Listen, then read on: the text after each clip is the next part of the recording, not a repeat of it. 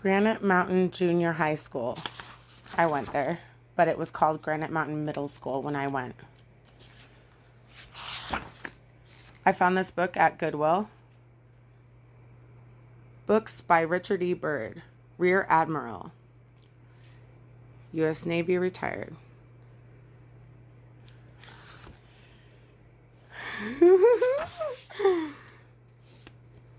(1938)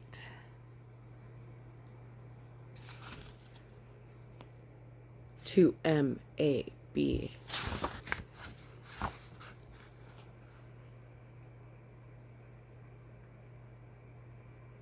How should I do this? All right, let's try to just do it like this. Preface. This book is the account of a personal experience, so personal that for 4 years I could not bring myself to write it. It is different from anything else I have ever written. My other books have been factual, impersonal narratives of my expeditions and flights. This book, on the other hand, is the story of an experience which was in considerable part subjective. I very nearly died before it was over. And since my suffering bulked so large in it, and since a man's instinct is to keep such things to himself, I did not see how I could write about advanced base and still escape making an unseemly show of my feelings. Also, I was a long time recovering from the effects of my stay at latitude 80 degrees 08 south, and the whole business was so intimate in memory that I doubted that I could approach it with the proper detachment. But in this decision, my friends would not let me be.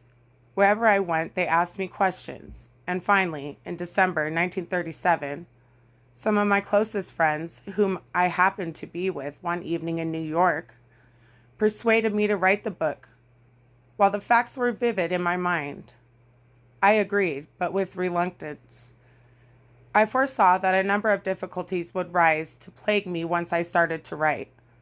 For one thing, I knew that it could not be other than harrowing to relive again some of the bitter moments of advanced base.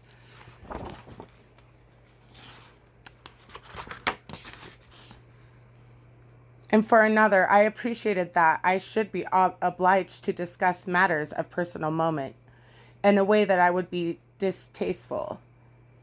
But encouraged by the enthusiasm of my friends and the urgings of my publishers, I shut out the doubts and agreed to go ahead. As the writing progressed, my earlier misgivings were confirmed. Indeed, there were times when I was on the verge of giving up on the book entirely, and would have done so had there been any honorable way out. For there were aspects of the situation which I would rather not mention at all, since they involve that queer business called self-respect. Nevertheless, I finished what I started out to do, and this book represents the simple truth about myself and my affairs during that time.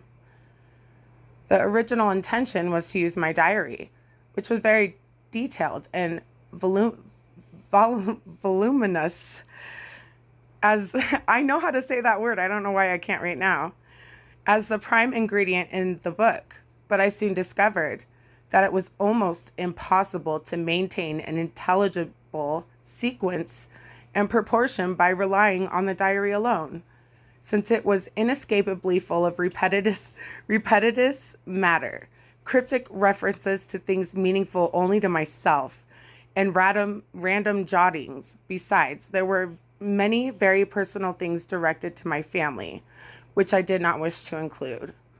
In consequence, though, I have used considerable sections and many excerpts. I have used them only where I felt they were illuminating.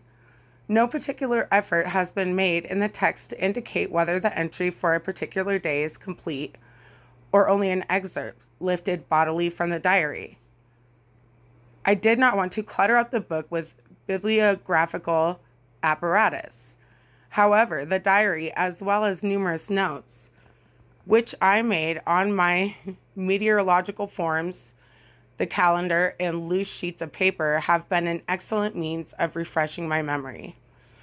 Now, this book is called Alone, but obviously no one man could have done what I did without the loyal and sympathetic support of many other men.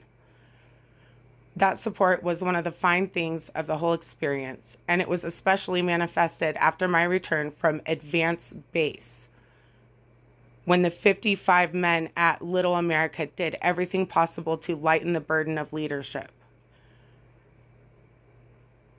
One debt which I am happy to acknowledge in this connection is to my old shipmate, George Noble, the executive officer who cared for me unsparingly until we reached New Zealand.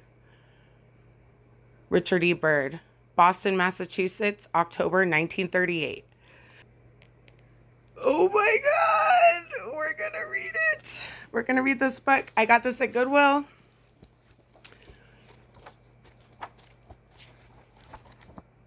Wow, this was discarded from Granite Mountain Junior High School. Oh my God. You guys, I bought this like a year ago from Goodwill. I have so many books that I have not cracked open yet. I'm glad I got this one.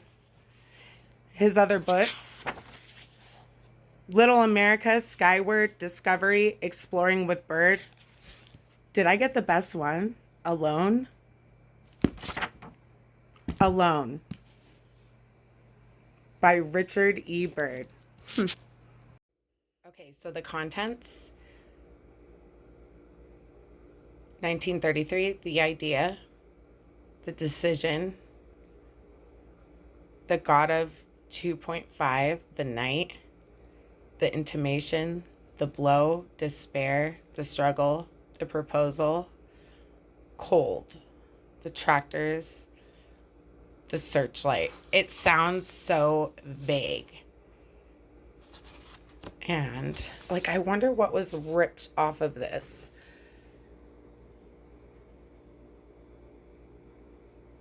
Okay, it's on the back too.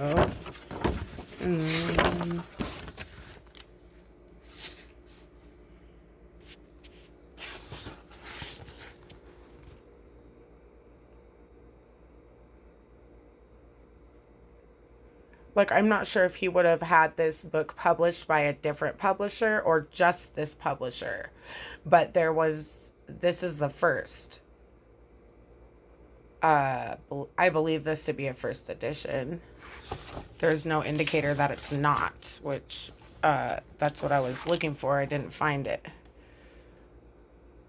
Something has been ripped off, and I wager that they were maps. Damn it.